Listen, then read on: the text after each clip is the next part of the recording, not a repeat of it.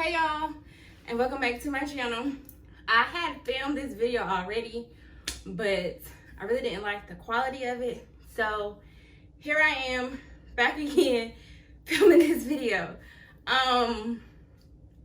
Fresh off of work, so excuse the face, but I did want to come on here and give you all this video because I know I told some of y'all that I would, and I want to keep my word. So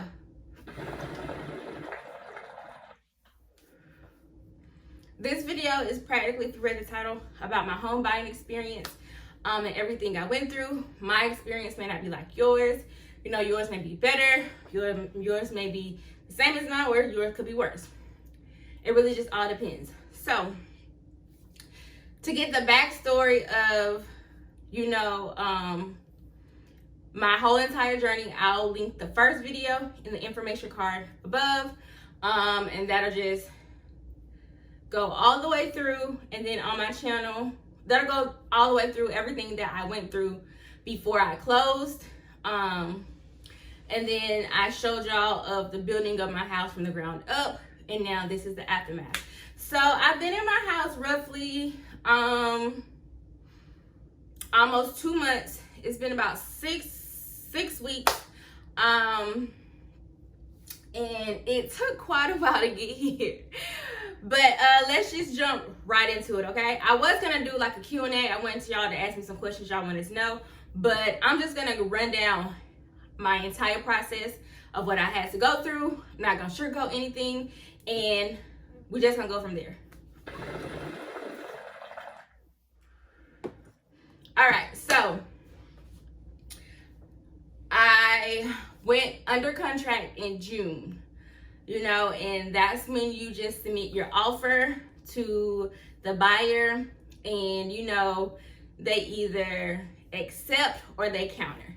My offer was flat out accepted because I offered what they were asking for, and I offered them exactly what they was asking for, and they was asking for $194,900. Okay, so that's how much my house was, $194,000 and $194,900. Wait, pause. $194,900. That's how much my house cost. Okay, so and they gave me $3,000 in closing costs.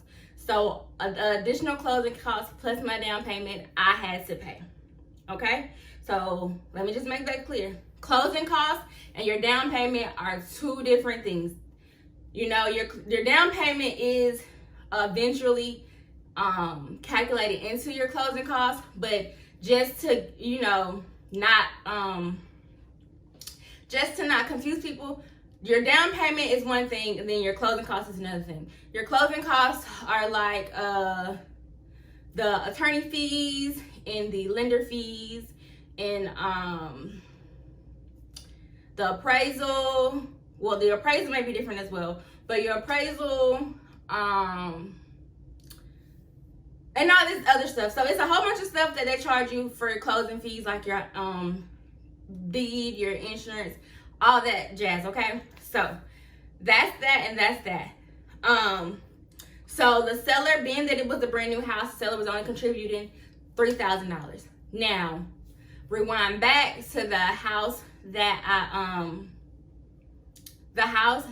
my offer was accepted, but I walked away from it because of all the issues. The seller was paying all closing costs on that one, and my closing cost was around $5,700, and all I had to do was come up with my down payment. Okay, so if you're some of the time, if you have a good realtor to negotiate your closing costs, the seller if they're able to, they will pay all of your closing costs. So all you have to come to the table with is your down payment. Now, since I got a new build, I did not get an inspection, but if you are getting a pre-owned house, you will have to get an inspection, and that costs anywhere from $300 to $800. And it's just to let you know the condition of the home and what you're ultimately buying. And then the appraisal is a separate fee as well. My appraisal was $525, and well, I had two appraisals. I had an appraisal of the property, and then I had appraisal of the house. So all in all, I paid $725 in appraisal fees, and that's just to let you know that you're getting your money's worth, that the property and the house is worth the amount of money that you're paying the seller. Okay, so we've covered closing costs, down payments, appraisals, and inspections. Now let me go back to down payment. So my loan is FHA, through FHA, so I was only required to pay 3.5% of my house, which was roughly $6,000 and some change. Now if you're doing a conventional loan, you have to have 20% of your 20% down payment, which will be 20% of your house. You know, and then if you're doing a USDA loan, you don't really have to pay no money down. You just have to have like a very, very, very, very, very low debt to income ratio. So I went FHA. I had to pay 3.5% of my down payment, which was the price of the house. So after everything came through, I think my loan amount was only $189,000. That's my loan that I had to take out was only like $189,000 instead of the $194,000, because I had to pay my down payment. And your down payment goes towards your house, right? Okay, so hopefully y'all are following me. If you're not following me, please leave your question and down in the description below. I'm trying to go slow and try to break everything down because I know it was a lot for me. So I just want to let y'all know that. Okay, so after the offer was submitted, I had to wait. I was told 60 days. So 60 days would have been August, June, July, August. I was supposed to close exactly 62 days after I went under contract. But as y'all know, that did not happen. My closing got pushed back over a month, like maybe 6 weeks after the original date. And I was buying down my APR. So my original APR was 3.25, but I wanted a flat 3. So I bought down my APR. So originally, it was only gonna cost me like $400 or $500 more. And I was like, that's fine. That's not, that's not gonna make a big difference in my payment or whatever, when I go to close. So originally my cash to close, what I had to, pay before I got my keys and stuff, was roughly around $8,000. And that's including my down payment and the rest of my closing costs, okay? But since they pushed my closing date back, I ended up having to pay $10,000 and not the $8,000 because I had bought down my points. And even though it was no fault of mine, being that I was buying down my points went from me owing an extra $400 to me owing an additional $1,800. So big damn difference. But I paid it anyway because I wanted my interest rate to be a 3, because I liked where my monthly payment was gonna be at. Okay? Okay. Like I told y'all from the beginning, I had a budget when I was buying a house. I knew what I did not want to go over. I knew what I did not want to try to think that I could afford when I know I couldn't. So buying down my points put me comfortably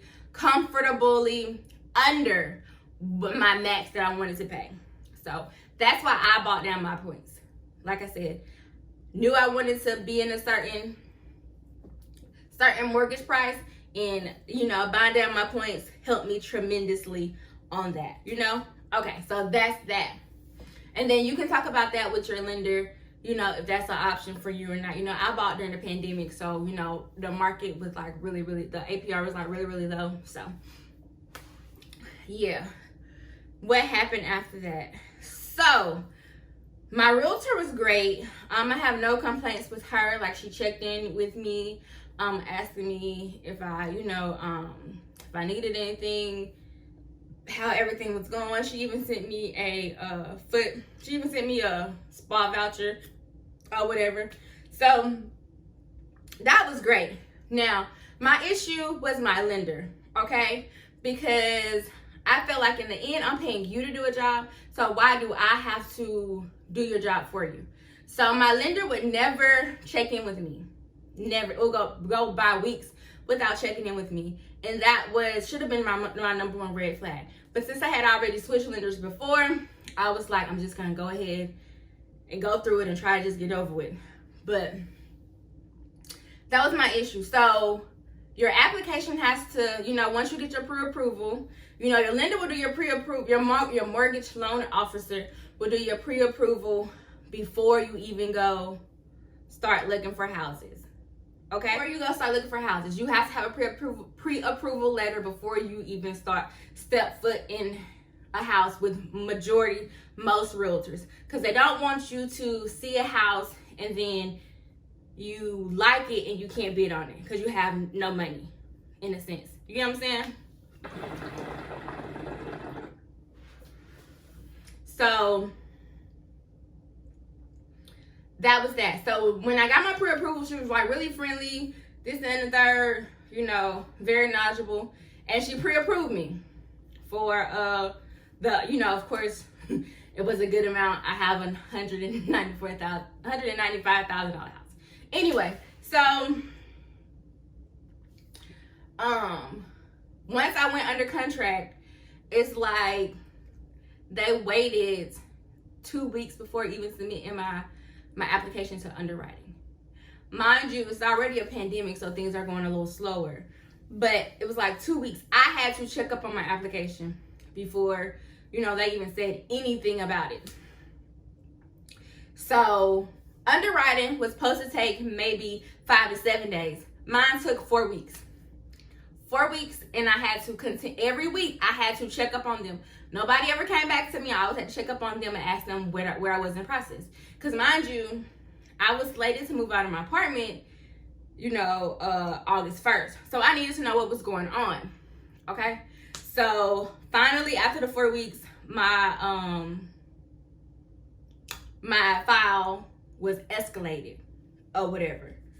And I was like, okay, so finally, or whatever. So then she finally gave me my conditions. So your conditions are just knickknacks that underwriting may want, like why did your hours decrease at your job, or they may want an additional bank statement, or they may want to see if you have student loans, your repayment plan, and your repayment status. So what I had to give my lender was my social security number, my driver's license, 2 years of my taxes, my tax returns. I had to give them, I want to say 6 months of my check stubs. You have to be at your job for 2 years or in the same field for 2 years. So yeah, my check stubs, my tax returns, and then my credit card, my bank statements. I had to give them my bank statements. And then I also had to submit, I don't even know why, but one of my credit cards were like in a deferred state. So I had to call my credit card company and they had to send over a piece of paper. So that they could tell them how much my monthly payment was or whatever. So all that goes into your debt, all that calculates your debt to income ratio. So are you gonna be able to afford the house or not? So I had to give them all that information. I gave them all the information. Like, as soon as they asked for the stuff, I turned around and gave it to them. Because I already had the stuff on hand, and I knew they probably would need this information because this is a big purchase. You get what I'm saying? Like, they dig down into the nitty gritty. Okay? So if you're not all the way right, please don't apply for no loan, no home loan. Because they're going to find out. They're really, really going to find out. After my conditionals came back, my condition was, they wanted, like I said, they wanted to know why my hours had decreased. And at that point in time, I wasn't getting the overtime hours. Like, my check was still 40 hours or whatever, but I wasn't getting the overtime. So, of course, my pay decreased. Not drastically, because I was only ever getting like 6 maybe 6 hours of overtime a week, if that.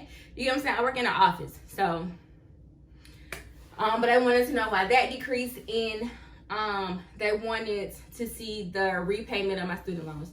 Those are my only conditions, which were very, very easy for me, because all I had to do, my lender typed up a letter stating, you know, due to COVID-19, my overtime hours were cut. I signed it, sent it, and I had already sent over my payment plan for my student loans, because I am paying them back. They're just deferred right now because of everything going on. But so those were the only two things that I had. So that was very, very easy. But it still took underwriting like 3 weeks. Mind you, my date had been pushed back already to like September. So I was like, okay, so September the 3rd at this point. So I'm thinking, okay, so hopefully they'll have everything in order. So when it's time for me to close, I have my clear to close. I didn't have my clear to close, and my house bill that got pushed back once again. Okay. I shot that video in the house, but I didn't have the clear to close, so I couldn't move in. I didn't have the keys or anything. So I shot that video, and that was due to my lender. The house was already built. The house was done. I had got my certificate of occupancy. I had my final appraisal. And, you know, pest control had came out and did their stuff. And then the CD had came out and did their walks. So the builder side was done. But yet and still, I was waiting on the lender side. And the only excuse I was given was, due to COVID, due to COVID, due to COVID. Like, come on. Come on. Tell me something else. All this is not due to COVID. So I was supposed to close. If I didn't close on the 18th, I was supposed to close on the Monday. On that Monday. Did not happen due to my lender. I had got selected for a quality control review. My application, it got selected for a quality control review, and I still had to wait until that was done being completed. Now, they say this only happens in like 1 in 10 people. So that might not happen to you either. It just so happened to me. So it delayed my closing once again. So I finally, they gave me a different date. They gave me another date, which was September the 24th. Okay, September the 24th is the day they gave me to close for like the 5th time. I had the 15th, the 3rd, the 14th, the 18th, and the 24th. So I had 5 different closing dates. Tell me why I did not get the clear to close until 2 p.m. of September 24th. And I was due to be at the attorney's office at 4 p.m. Like, why you even set a closing date if I still don't have my clear to close? Like, that was the frustrating part. If you do not have the clear to close, you cannot close. Regardless if everything is complete, regardless if you've done everything, regardless of anything. And at this point, I had already transferred pretty much, $9,100. $9,100 I had given them already. I had to bring a check for $800 to close. Mind you, y'all, $9,100 they already have of my money. $9,100. And I still did not have the clear to close. Still did not have to clear the close. So I finally get to the closing or whatever, and I didn't close till like 5 o'clock, y'all, honestly, because they were waiting for the wire transfer to come through. The attorneys were. And I don't blame them, because that's a lot of money at the end of the day. That's $189,000. Like, that's almost $250,000. Almost. Like, that's a lot of money.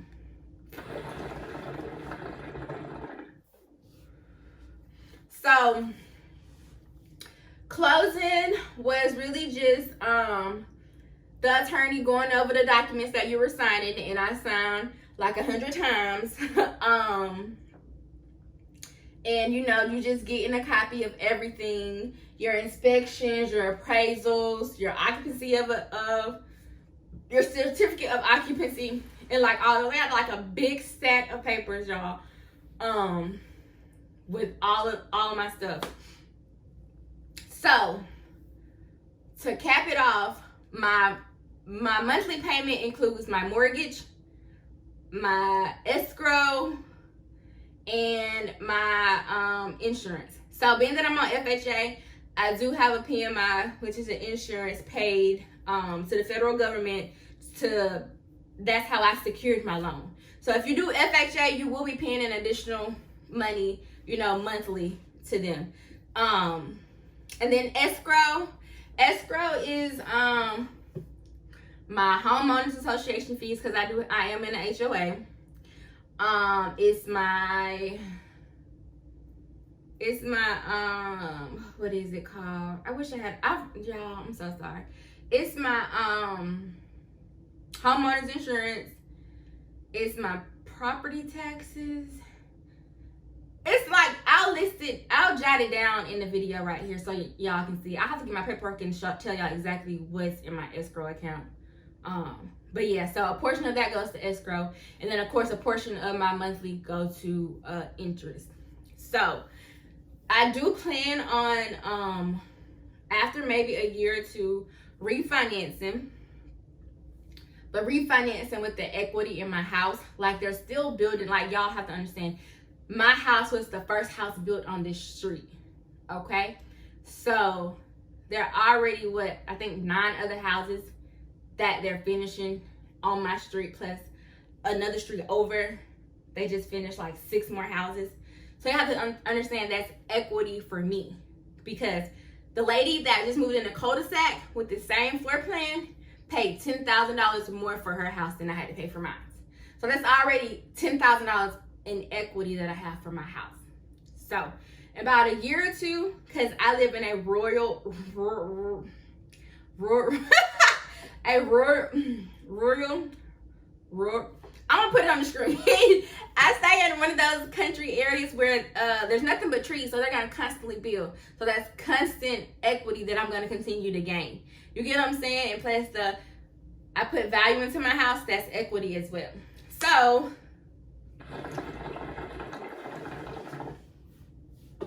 in about a year or two, I am gonna try to refinance into a conventional loan, to not have as much coming out monthly that is not going towards my principal.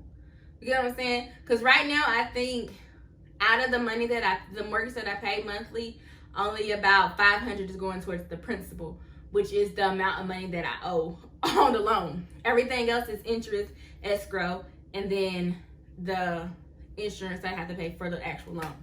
So you got to think that's a lot of money just being thrown away. So about 2 years, I am going to try to refinance with the equity that I do have in my house to lower my house payment, you know, and possibly reduce my loan from a 30-year loan to a 15-year loan. So that's my goal. So that's what we're doing. What else? I want to tell y'all something else about this whole process.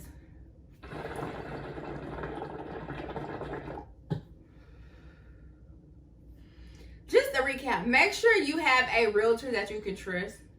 A realtor that is not just out for them at the bottom, you know, bottom line. Because my first realtor was out for herself.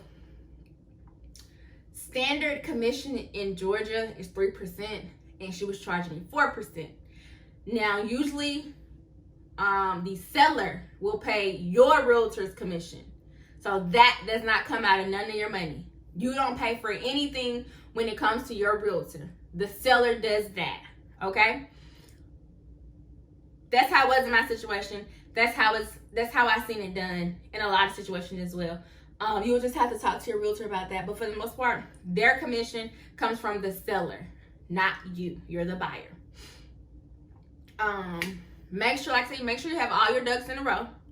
Make sure when you're bidding on a house that you absolutely love, make sure you come in at the top. Don't try to side eye and come in at the middle or the bottom. Come in at the very, very top. Come in at your best. Come in swinging. You get what I'm saying? And hopefully that house becomes yours. If you're getting an inspection done, you're getting a pre-owned house, make sure you get an inspection. Make sure you get an inspection. During your due diligence, you have the right to get an inspection. Yes, it's going to cost you out of pocket and you don't get that money back. You do not get that money back. But it gives you a peace of mind that that house is safe and sound for you and your family. Okay? That house will let you know about structural damage. It'll let you know about the HVAC. All of that good stuff, it'll let you know. So make sure you get your home inspection. And the due diligence period is anywhere from 3 to 7 days. From what I've experienced, 3 to 7 days. And in that time, you give them earnest money. And what I've seen was it's either 1,000 or 1% of the house cost. And you know, you give that money to them, and then you have however many days to get your ducks in a row. Because if you want to pull out, you can pull out and still get your money back. After the due diligence period, in your contract, you do not get that money back. You do not get that money back. So, 2 things. Make sure you get, if you have a pre-owned house, make sure you get an inspection. Make sure you get an inspection. Okay? And make sure you do it within your due diligence period. Say you went under contract on the 24th. Try to schedule your inspection within the 25th and the 26th. Okay? So by the end of the 3rd day or by the end of the 7th day, you can let them know, hey, we're going to keep it moving, or hey, I'm going to bid on this house. You get what I'm saying? That's a lot of money. $300 to $800 is a lot of money. It is a lot of money to just waste. But it's also, you got to think about this as an investment. Do you want to waste $300 to $800, or do you want to waste over $100,000? You get what I'm saying? Because once you enter the house, you in the house. That's it. Of course you can resell, of course, but you know that takes time. You're gonna have to pay that fee, every month. So if I was to give anybody some advice, I would just say, do your research. Make sure you're working with people that you can trust. Make sure you're working with people that ultimately have your best interest at heart. And just make sure you do your research on this whole home buying process. My mom had just bought her house. My mom bought her house a year ago. And although she didn't go through a realtor, she went through a company that did everything in-house. I still was able to ask her questions about how such and such was going, how such and such was supposed to go, whatever. And when I was able to compare and contrast, I, for one, wish I could have done everything up under one company, than like dealing with all these people and me ultimately being the middle person. Transferring information from this person to that person, you know what I'm saying? But overall, y'all, I love my house. I'm so excited to be decorating. Well, trying to decorate, y'all, because I don't even decorate. I love just being in my own space. It's like really surreal when I tell people I'm a homeowner. Like, it's just crazy. And I am the youngest homeowner on my street. I am. So far, we still have two houses that are empty. But so far, out of the 9 that are out here, I am the youngest. And overall, y'all, like, I will go through this process again because I know the ins and outs. You get what I'm saying? Like, before I closed, I was like, I'm never going through this again, like, ever. But I have realized that this is not my forever home. This is my starter home. This is where I am to just get me started. This is something that I can keep and pass on to my children. But I do want a bigger house eventually. There's just certain things in this house that I've seen in other houses that I want. This house just met it met the little 5 things that I wanted when I first bought it. But since I've bought it and, just looking at other houses and stuff, it just makes me know that I want so much more, that I'm capable of so much more. You know what I'm saying? So sooner than later, you know, all down the road, I'll be moving again. But for now, at least 10, 15 years, I'm not going nowhere. Because I do want both of my kids to graduate from this school system, because it's a great school system. I'm loving it. I love the change in AJ. I love, you know, everything, the support and everything that the school system is offering to AJ. So I'm just excited, you know, for Kendall.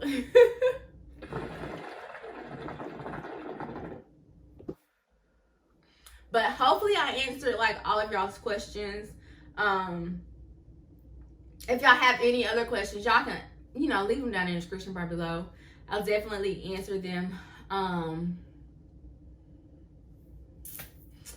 yeah, so I'll see you on my next video.